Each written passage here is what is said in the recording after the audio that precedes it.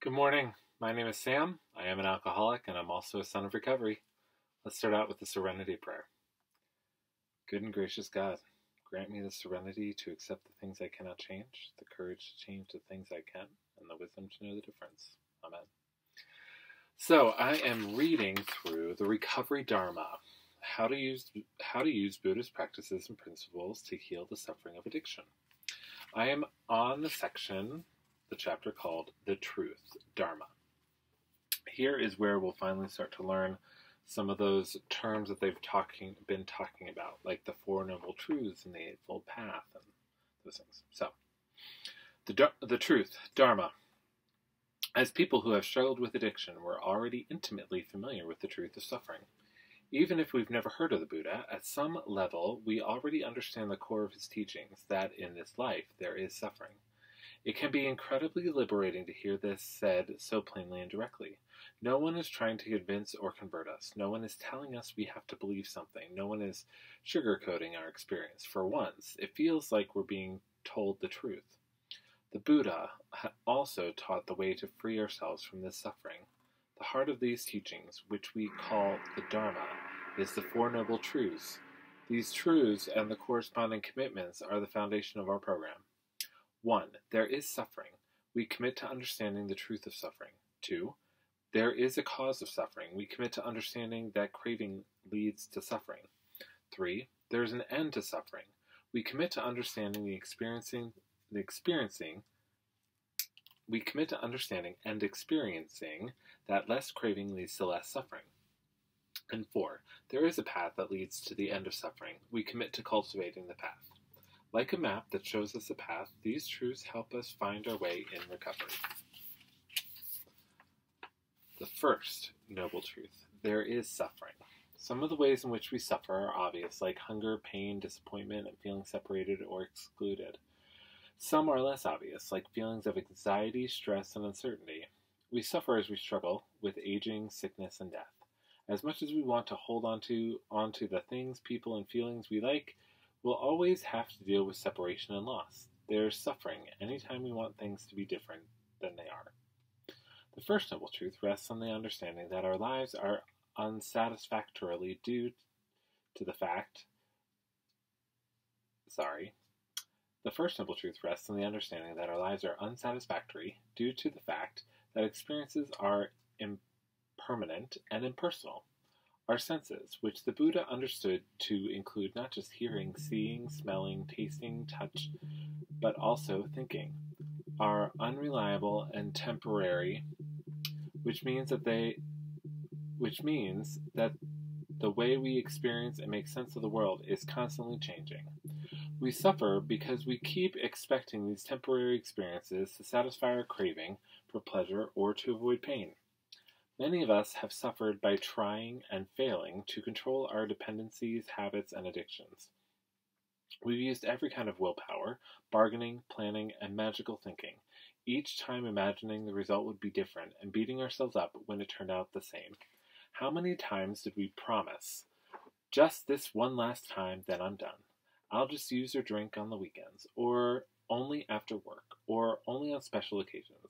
I'll never drink in the morning. I won't do the hard stuff. I'll never get high alone.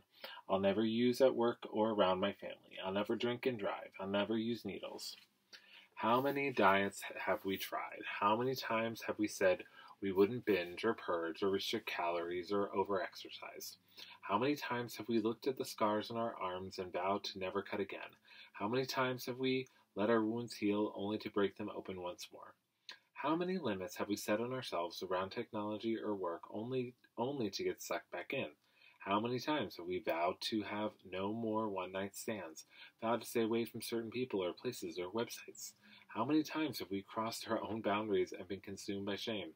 How many mornings did we wake up hating ourselves, vowing to never do again what we did last night, only to find ourselves repeating the same mistake again just a few hours later? How many times did we attempt to cure our addictions with therapy, with self-help books, with cleanses, with more exercise, by changing a job or relationship? How many times did we move, thinking our shadow wouldn't follow us? How many promises did we make? How many times did we break those promises? Having suffered and struggled with addiction in its many forms, we've come to understand this first truth as it relates to recovery. Addiction is suffering. We suffer when we obsess, when we cling and grasp onto all of the delusions of addiction, all the impermanent solutions to our discomfort and pain. We've tried to cure our suffering by using the very substances and behaviors that create more discomfort and pain. In all of our attempts to control our habits, we've still been clinging to the illusion that we can somehow control our experiences of the world. We're still caught in the prison of suffering.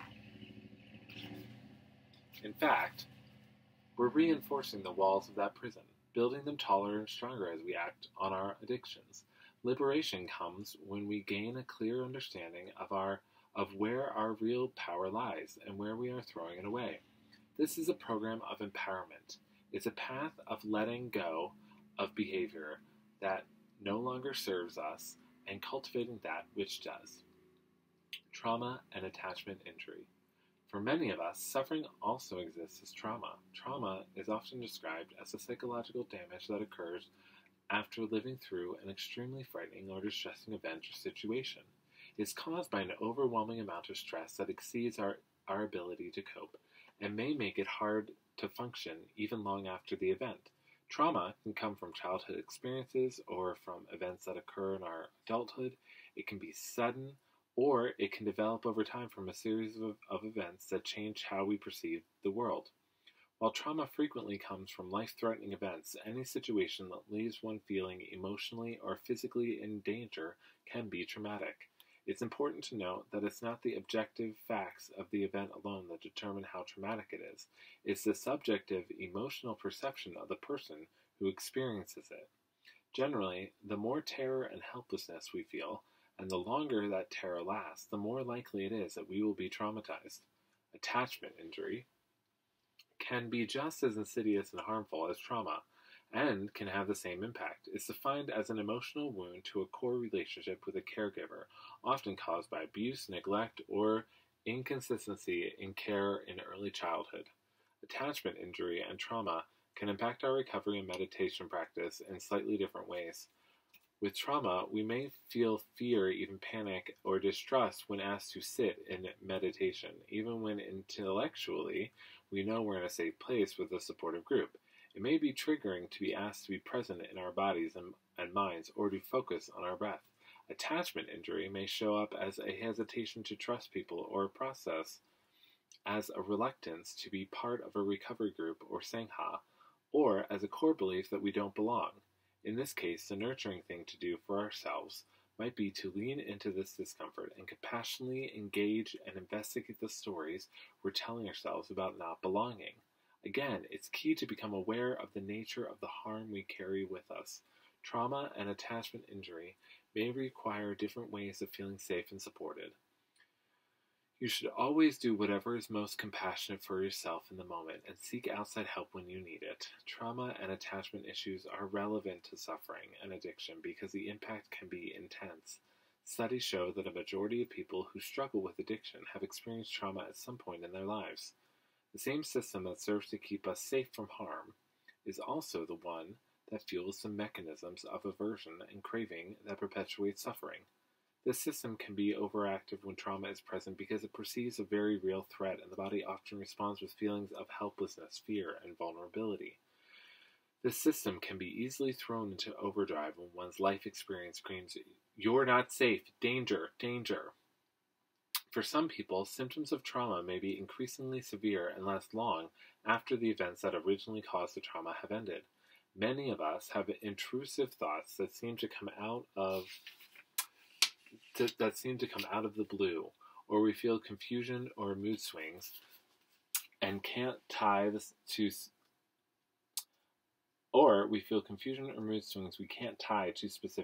specific events. Traumatic responses may lead us to avoid activities or places that trigger memories of the event. We can become socially isolated and withdrawn and lose interest in things we used to enjoy. Trauma may mean we're easily startled, edgy, or dysfunctional during sex or other activities, or unusually alert to potential danger. Overwhelming fear, anxiety, detachment, and isolation, shame, and anger may become background states of our activities. There are many other effects of trauma that may be triggered by social interactions or even during work or meditation, areas that may seem disconnected from the original event. Trauma and attachment issues can certainly lead to the fear, anger, anxiety, and loneliness that are common responses to the experience of life. But at a deeper level, trauma makes it harder for us to cope in general, to form healthy and safe relationships, to develop an identity in the world, or to defend ourselves. No two of us will react to the same experience in the same way, but this truth points to the fact that certain kinds of experience in our past can affect our responses later in life. This is key to understanding dukkha, and to meeting our experience with compassion and kindness rather than judgment, not only for others but also for ourselves, which is an essential part of recovery. Many of us turn to addictive substances and behaviors as a way to cope with our trauma. In some ways, running from the pain of our experiences through our addictions was itself a survival technique when it felt like we wouldn't be able to live through the pain of our memories. While this may have provided some temporary relief, it did nothing to actually heal the pain of our trauma and often led to even more pain. Our trauma is not our fault, but healing from it is our responsibility and our right. Developing understanding and compassion toward the way trauma affects our reactions to events or circumstances now is an important part of that healing. Whew. Talk about some heavy stuff, but yeah. So that is the first noble truth. There is suffering, and that is true. It's coming to terms with our suffering and how we suffered, and how we do suffer, and how we cope. That is the real important factor there, and especially in my life, was how I coped. I definitely had some trauma from growing up. It was the 90s when I was in middle school and high school. I was not sure that I was gay, but I was definitely going through stuff. I was, made fun of a lot during middle school. I have those memories. I have other traumatic experiences that happened in my life, not just around my sexuality, but other areas.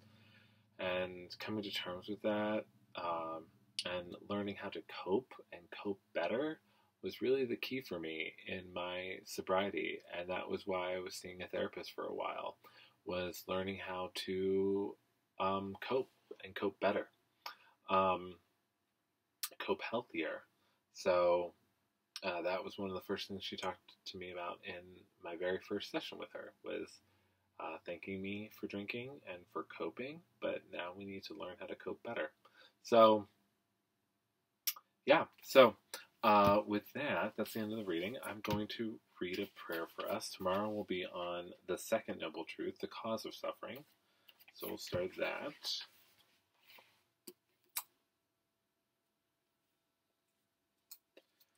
So the prayer is called On Awakening. God, please direct my thinking, especially move it from self-pity, dishonest, and self-seeking motives. As I go through the day and face indecisions, please give me the inspiration and intuitive thought or a decision. Make me relax and take it easy. Don't let me struggle.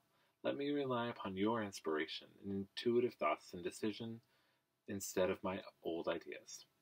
Show me all through the day what my next step is to be, and give me whatever I need to take care of each problem. God, I ask you especially for freedom from self-will, and I make no request for myself only. But give me the knowledge of your will for me and the power to carry it out in every contact during the day. As I go through this day, let me pause when agitated or doubtful and ask you for the right thought or action. Let me constantly be reminded that I am no longer running the show, humbly saying many times each day, thy will be done, and agreeing that it is. I will then be in much less danger of excitement, fear, anger, worry, self-pity, or foolish decisions. I will be more efficient. I won't be burning up energy foolishly as I was when trying to run life to suit myself. I will let you discipline me in this simple way. I will give you all the responsibility and all the praise. So with that, if you have any comments, questions, or thoughts, please leave them. And as always, I hope you have a blessed day.